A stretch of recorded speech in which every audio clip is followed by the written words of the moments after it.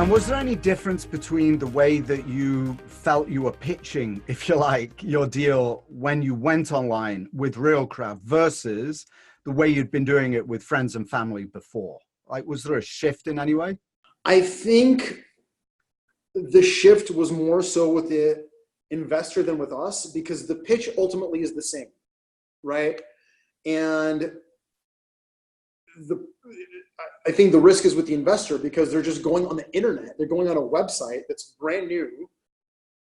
There's no credibility really, because these are all new companies. The entire industry is in its infancy, and they're finding these people who are collecting millions of dollars Right. to go buy real estate. So what we did, I would say the one change that we did is we went the extra mile to make the investors as comfortable as possible. So I would invite them into our office so they could see that we have a real company and we're not some fly-by-night group that's working out of a garage. I would meet them on site. I would show them the story, and I would get them as comfortable as possible to invest with us.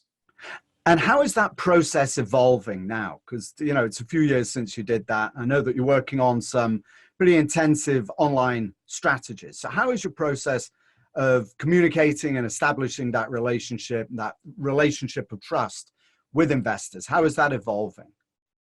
Well, the industry of crowdfunding and raising capital on the internet is no longer in its infancy. So now you've got credibility, now you've got trust, you've got track record. So if we're going to put one of our properties on a platform, all of those groups that I mentioned can say we have already raised money for Trion successfully multiple times, and they've hit their IRRs, and these guys are for real. So that's a very powerful statement to be able to make to raise money online with complete strangers. Right, but you don't rely just on the word of Real Crowd or Realty Mogul or Crowd Street for your reputation. You're building your own reputation as well. How are you doing that online?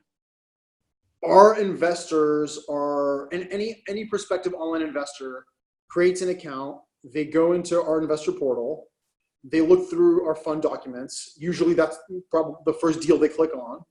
And in there is a track record. They could see all the deals that we have in portfolio. They could see all the deals we've closed, not just in our track record, but also in the offerings page. They usually set a phone call. So they call our office.